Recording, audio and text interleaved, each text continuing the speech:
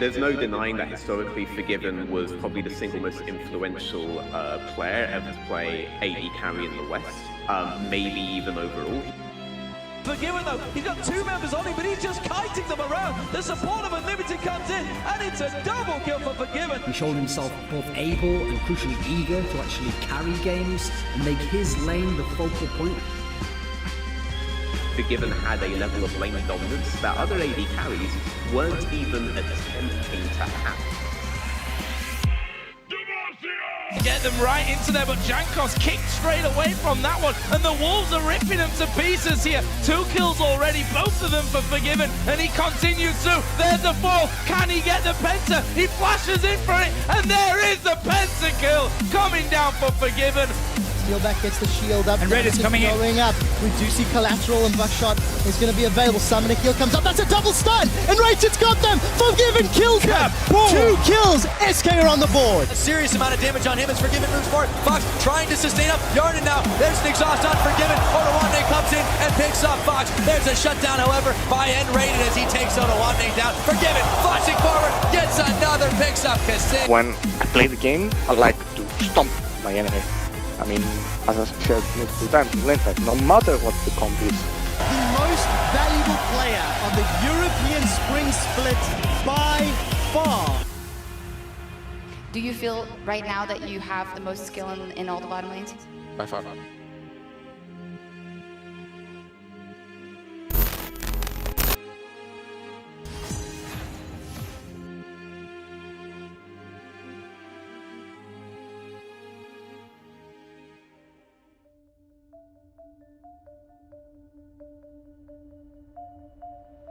Forgiven. Ο Έλληνας παίκτης που κατάφερε να ξεχωρίσει τη χώρα μας, να διαγωνιστεί σε παγκόσμιο επίπεδο, να χαρακτηριστεί ως το καλύτερο ειδικάρι στον κόσμο και ακόμη και σήμερα να θεωρείται ένας από τους καλύτερους παίκτες που πέρασαν ποτέ από το League of Legends. Για να πούμε σωστά την ιστορία του όμως, πρέπει να γυρίσουμε λίγο πίσω στο χρόνο.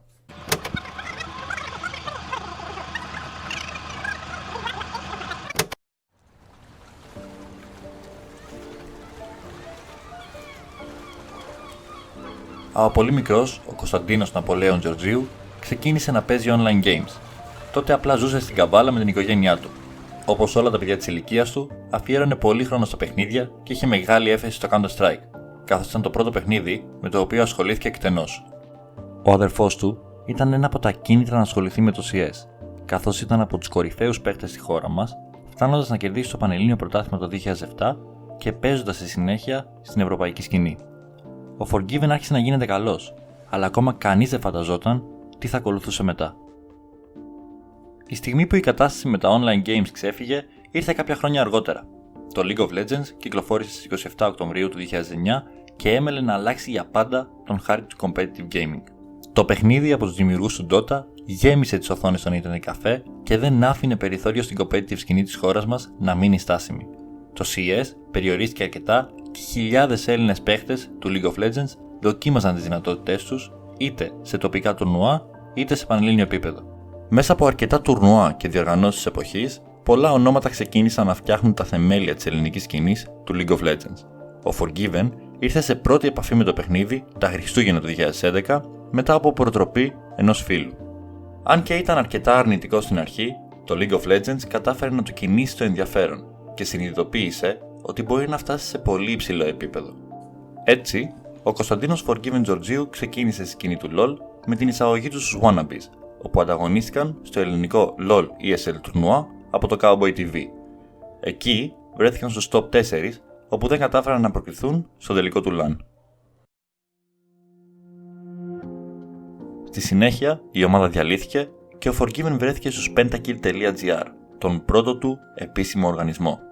Το roster της ομάδας αποτελούσαν οι Top Nazomaniac, Jungle Evil Clown, Middle Kington, AD Carry Forgiven και Support Shadow QQ.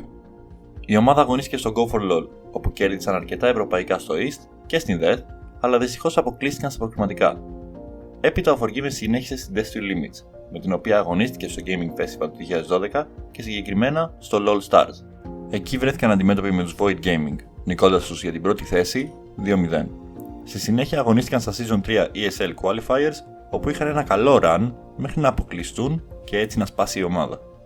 Τότε για τους Έλληνες παίχτες η σκέψη επαγγελματικής καριέρας ήταν κάτι εξωπραγματικό και έτσι δεν έμπαινε συχνά στις σκέψεις τους.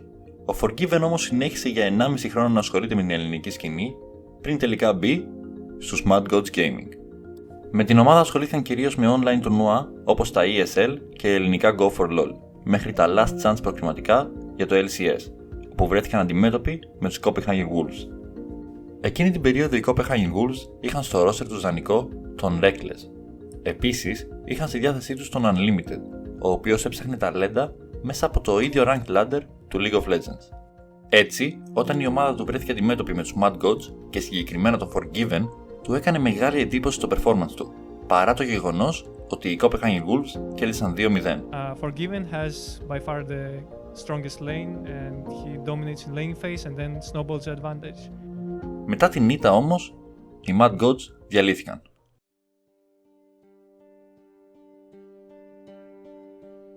Παράλληλα, ο Forgiven αποφάσισε να εκμεταλλευτεί ένα bug μέσα στο παιχνίδι. Συγκεκριμένα, έφτιαξε ένα account στο West, το οποίο ανέβασε σε level 30 μέσα σε 2 μέρες, παίζοντας 120 match co-op 3v3. Στη συνέχεια, σε διάστημα 2 μηνών, κατάφερε να φτάσει σε Challenger Rank 1, κάτι το οποίο δεν είχε ξανακάνει κανένας τόσο γρήγορα. Όντας έτσι ο πρώτος που κατάφερε το συγκεκριμένο achievement σε τόσο μικρό χρονικό διάστημα, ο Forgiven δέχτηκε προτάσεις από 3 ομάδες, την Super Hot Crew, την SK Gaming και την Copenhagen Wolves. Η επιλογή του Forgiven ήταν η Copenhagen Wolves, καθώς φαινόταν να έχει καλύτερη προοπτική εκείνη την περίοδο σαν ομάδα. Δοκιμάστηκε σε αρκετά scrims και τελικά μετά από μία εβδομάδα υπέγραψε μαζί της. Η Copenhagen Wolves ήταν το ειστήριο του Forgiven για την Ευρώπη και έτσι ανέδειξε τον εαυτό του μέσα από τα διάφορα τουρνουά που πήρανε μέρος. Συγκεκριμένα, η ομάδα αγωνίστηκε στο Intel Extreme Masters Amateur τουρνουά του 2013 και κατάφερε να κερδίσει ένα IP και SK 2-0 αντίστοιχα, νικώντας έτσι το τουρνουά. Με τους CW συνέχισαν να κερδίζουν διοργανώσεις όπως το International Invitational 2 και το Asus Republic of Gamers Paris Week του 2013. Στην συνέχεια πήραν μέρος στα LEC Qualifiers, κερδίζοντας αποκριματικά επαγγελματικές ομάδες μέχρι που συνάντησαν τους Meteor Makers. Μέσα από όλα αυτά τα engagements που είχε με τόσες μεγάλες ομάδες, άρχισε να θεωρείται ήδη το καλύτερο ειδικάρι στην Ευρώπη. Survives, the regen comes in, he finally goes down. Forgiven though, he's got 2 members on him, but he's just kiting them around. The support of Unlimited comes in, and it's a double kill for Forgiven. Αυτό που ξεχώρισε τον Forgiven ήταν η διαφορετική προσέγγιση που έφερε στο παιχνίδι. Μέχρι τότε, κανένα ειδικάρι δεν προσπαθούσε να κάνει contest κάθε fight. Ο Forgiven δεν άφηνε ποτέ κανένα. Σε αυτό τον βοήθησαν οι αλλαγές που έκανε σε runes και masteries. Όλα τα ειδικάρι έπαιζαν με ένα συγκεκριμένο set, armor, attack damage και magic resistance. Εκείνος άλλαξε το magic resistance με attack speed, ρισκάροντας το damage από μαγικές επιθέσεις. Ομοίως και στα masteries επέλεξε να ενισχύσει το utility tab, διαγράφοντας εντελώς το defense.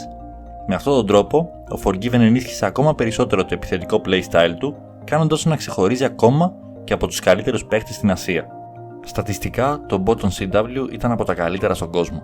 Αυτό όμως που άρχισε να δημιουργεί πρόβλημα στην ομάδα ήταν οι πιο laid back χαρακτήρες των solo laners, που θεωρούσαν αρκετό ακόμη και που είχαν φτάσει σε αυτό το επίπεδο.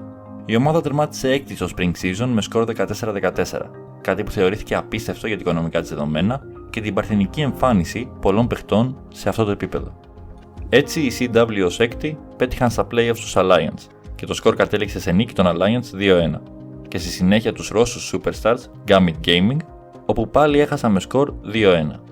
Τέλος, έπαιξαν με τους Denial Esports που τους νίκησαν 3-1 και προκρίθηκαν για το Summer Split. Εκείνη την περίοδο ο Forgiven ήθελε κάποια αλλαγή στην ομάδα, καθώς πίστευε πως θα μπορούσαν να κερδίσουν και τα υπόλοιπα παιχνίδια. Όμως λόγω πιο κοντινής σχέσης μεταξύ μελών της CW και της φυγής του Amazing στην DSM, ο ίδιος αποφάσισε ότι ήθελε να φύγει χωρίς να τον ενδιαφέρουν τα χρήματα που θα μπορούσε να κερδίσει, σκεπτόμενος μόνο την καλύτερη κίνηση για την καριέρα του. Έτσι η CW τον έδωσε δανεικό για 5 μήνες στους Different Dimension, όπου ο Forgiven βρέθηκε ανάμεσα σε Warrior Lady, Wild Panda, Gara και Dominant. Αγωνίστηκαν μαζί στο δεύτερο Greek Legends του 2014, το οποίο κέρδισαν καθώς ήταν η καλύτερη ελληνική πεντάδα εκείνη την περίοδο. Στο ESL Euro Springs που ακολούθησε, βρέθηκαν στην τρίτη θέση ενώ παράλληλα νικούσαν αρκετά ελληνικά τουρνουά. Δυστυχώς η ομάδα δεν κράτησε, καθώς ο Forgiven ήθελε να συνεχίσει στο επαγγελματικό επίπεδο. Έτσι, το 2015 υπέγραψε στην SK, με την οποία ξεκίνησαν πολύ δυνατά τη σεζόν με 8-0. Κάπου εκεί ο Forgiven άρχισε να ξεχωρίζει, λαμβάνοντας ακόμη περισσότερη προσοχή. Με την SK αγωνίζεται στο Intel Extreme Masters και μετά στην Κατοβίτσα, νικώντας τους Flash Wolves 1-0 και έπειτα τους Rock Tigers.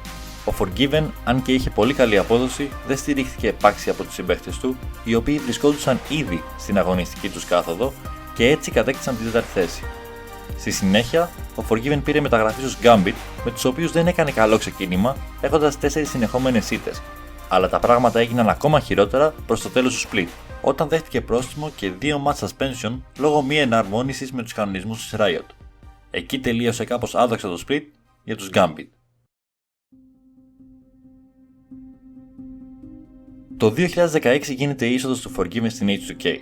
Από πολλούς θεωρείται ο οργανισμός του, το όνειρο, η ομάδα με την οποία ανέβηκε εκεί που άξιζε. Πριν συνεχίσουμε όμως μαζί τους, πρέπει να εξετάσουμε ένα pattern. Αυτές οι αλλαγές σε διάφορες ομάδες άφηναν πάντα κάτι πίσω τους. Αρχικά, η CW διαλύθηκε ένα split μετά. Έτσι ακριβώς έγινε και με την SK. Και τέλος, η Gambit πούλησε το slot της στη Vitality. Το pattern για το οποίο μιλάμε είναι η ανάδειξη των ομάδων αυτών με τον Forgiven μέσα και ύστερα την αποτυχία τους μετά από λίγο καιρό. Το γεγονός αυτό δείχνει πως ο Forgiven ήταν ένας παίχτης έτοιμος που ανέβαζε τις ομάδες του, αλλά οι υπόλοιποι συμπαίχτες του δεν ήταν έτοιμοι για εκείνο το επίπεδο. Ένα ακόμα στοιχείο που έπαιξε καθοριστικό ρόλο στη διάσπαση αυτών των ομάδων ήταν και η αντιμετώπιση τους από τον επίσημο φορέα του παιχνιδιού. Η Riot, τα πρώτα χρόνια κυκλοφορίας του παιχνιδιού, προσπάθησε να είναι όσο πιο δίκαιη γίνεται με τους οργανισμούς, ώστε να δημιουργήσει μια competitive σκηνή και να αρχίσουν να έρχονται τα χρήματα. Όταν αυτό όμως έγινε και είχε πετύχει τους στόχους της, άρχισε να εμπλάκεται με τις ομάδες και να προμοτάρει ένα δικό της τρόπο σκέψης. Ο Forgiven ποτέ δεν αποδέχτηκε ούτε τον τρόπο προώθησης ούτε το family friendly προφίλ που ήθελε να βγάζει η εταιρεία. Αρχικά, η Copenhagen Wolves έφαγε πρόστιμο για θέματα τα οποία είχε με συμβόλαια των παιχτών της, χωρίς η Riot να δείξει κάποια ελαστικότητα, παρόλο που η ομάδα σπαταλούσε πολύ περισσότερα χρήματα και έφερνε πολύ κόσμο στο LoL σε σχέση με τα χρήματα που εισέπρατε από την εταιρεία. Ύστερα, η SK προσπάθησε να εναρμονιστεί με τους family friendly κανονισμούς της Riot, κόβοντας μεγάλα προστήματα στους παίχτες της που αρνόντουσαν να το κάνουν. Αυτό οδήγησε στον ξεσηκωμό των παιχτών, τσακωμούς μεταξύ αυτών και του συλλόγου και τέλος στην φυγή του Sage. Τέλος, όπως είπαμε και πριν, η Riot τιμώρησε το Forgiven όσο ήταν στην Gambit, παρόλο που η ομάδα είχε οικονομικά προβλήματα για άλλους νομικούς λόγους και δυσκολευόταν να πληρώσει τους παίχτες της. Με τους H2K, ο Forgiven ξεκίνησε πολύ καλά με μόνο 2 απώλειες σε μάτς απέναντι στους Origin και Fnatic. Εκείνη την περίοδο ήρθε και το γράμμα της επιστράτευσής του, ένα γεγονός που πιθανότατα ανέβαζε φρένο στην καριέρα του. I think I have to say it. Today I woke up and I got a letter from the Greek army that I have to go to my army duty in the March.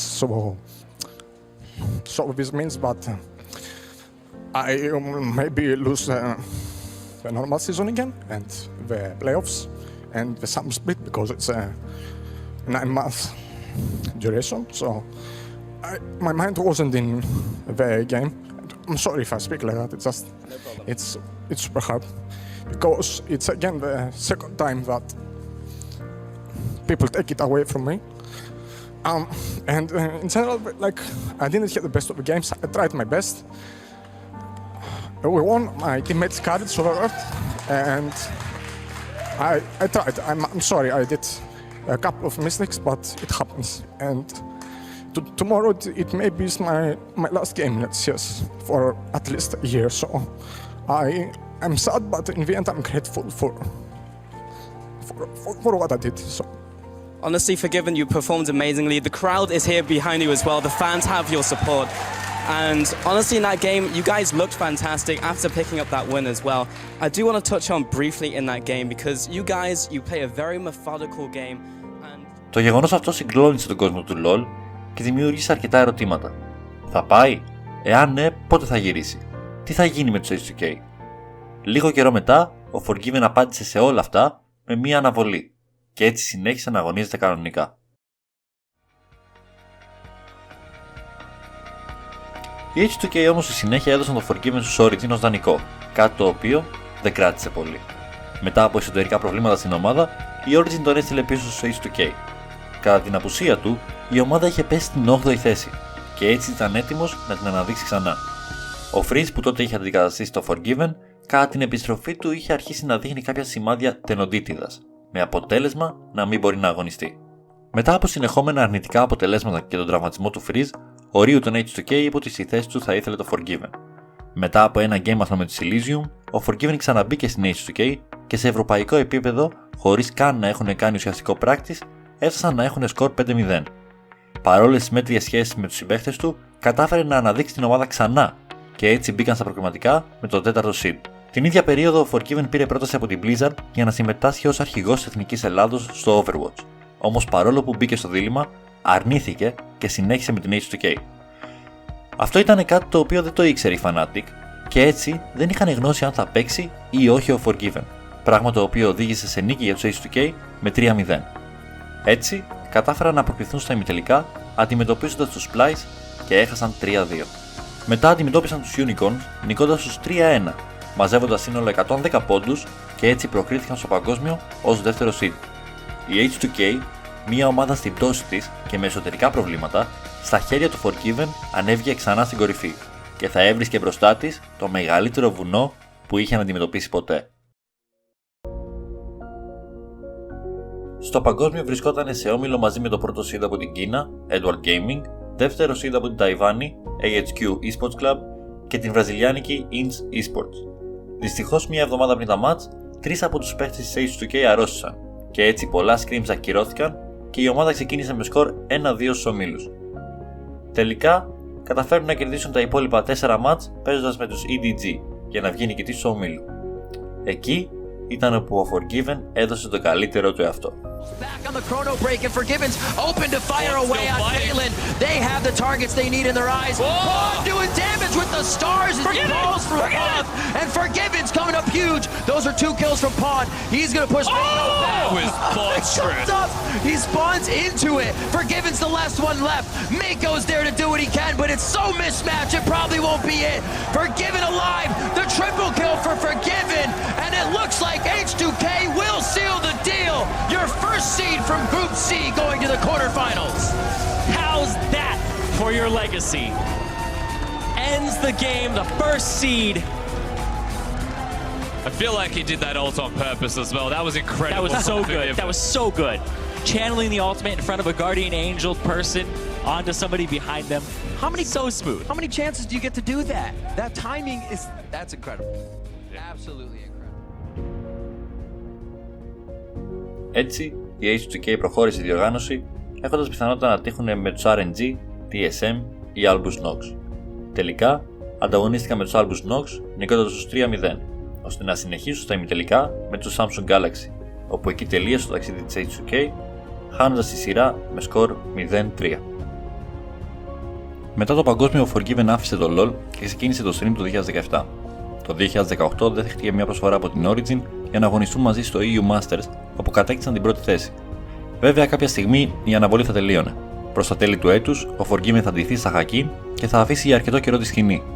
Όταν θα επιστρέψει με το τέλος της θητείας του, θα γίνει μέλος των Shulk, αλλά δυστυχώς τα πράγματα δεν θα πάνε όπως τα περίμενε ούτε αυτός, αλλά ούτε το κοινό του League of Legends. Παρόλο που ο Forgiven αρχικά στην επιστροφή του φαινόταν αλλαγμένος και πιο ώριμος, οι 7 συνεχόμενες ήττες της ομάδας του τον οδήγησαν ξανά στην εμφάνιση του εκρηκτικού του εαυτού.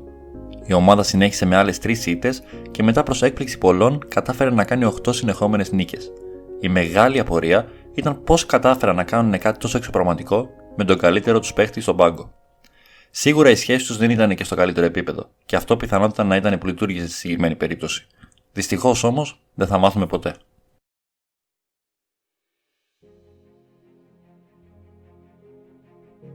Λίγο πριν κλείσουμε, θα πρέπει να αναφερθούμε σε ένα μέρος της competitive σκηνής του LoL που αξίζει να δώσετε σημασία. Our view is there's not a lot of downside risk here.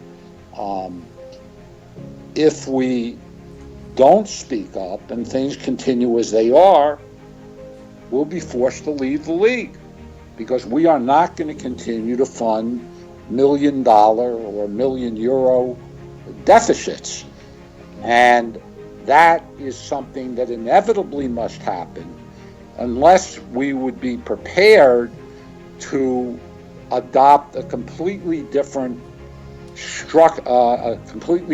budget going forward in operations, which I'd be happy to describe, but we don't think that that would be attractive because you wouldn't be able to field a competitive team. Αυτός είναι ο CEO της H2K. Στο συγκεκριμένο βίντεο βλέπουμε την προσπάθειά του να διεκδικήσει μια καλύτερη αντιμετώπιση στο πλαίσιο του EULCS. Η απάντηση της Riot ήταν απλή. Αρνήθηκε την είσοδο της H2K στο επόμενο πρωτάθλημα, δίνοντάς τους απλά μια αποζημίωση για τα χρήματα που δαπανίσανε. Το ίδιο έγινε και με τη Splice και την PSG. Αυτό μας δείχνει την πλήρη οικονομική εγκατάλειψη των ομάδων που ενώ χτίζουν ένα μεγάλο κοινό για να παρακολουθούν τους παίκτες που εκείνοι πληρώνουν, δαπανούν 1,5 με 2 εκατομμύρια δολάρια το χρόνο για να κάνουν ανταγωνιστική την competitive σκηνή και αφιερώνουν δεκάδες ώρες την ημέρα ώστε να ανέβει το League of Legends, η Riot δεν κάνει καμία προσπάθεια για να τις ενισχύσει, με αποτέλεσμα πολλές από αυτές να οδηγούνται ακόμα και στη διάσπασή τους. Ένα από τα χαρακτηριστικά παραδείγματα είναι η ίδια η H2K, η οποία μετά από αρκετά χρόνια επενδύσεων στον χώρο δεν κατάφερε να επιβιώσει και αναγκάστηκε να τερματίσει όλο τον οργανισμό της. Oh my God, H2K, that is fucking beautiful!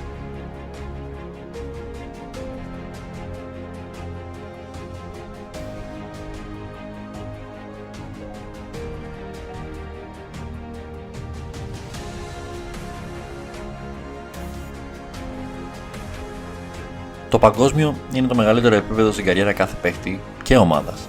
Σίγουρα και για τον Forgiven η διοργάνωση αυτή ήταν το υψηλότερο σημείο, και αν αναλογιστεί κανείς από πού ξεκίνησε, καταλαβαίνει πόσο μεγάλη δυσκολία έχει αυτό που κατάφερε. Ξεκίνησε από μια χώρα όπου η επιλογή του να ασχοληθεί επαγγελματικά με τα video games θεωρείται ακόμα κατακριτέα, δεν το έβαλε κάτω παρόλο που ασχολήθηκε παράλληλα με τις σπουδές του, είχε πάντα εχθρική αντιμετώπιση ακόμα και από τους επίσημους φορείς του παιχνιδιού, αντιμετώπισε δυσκολίες με το σύστημα επιστράτευσης της χώρας μας, αλλά τελικά έφτασε σε αυτό το σημείο. Αφαιρέστε όλα αυτά από την εξίσωση. Πού θα βρισκότανε τώρα?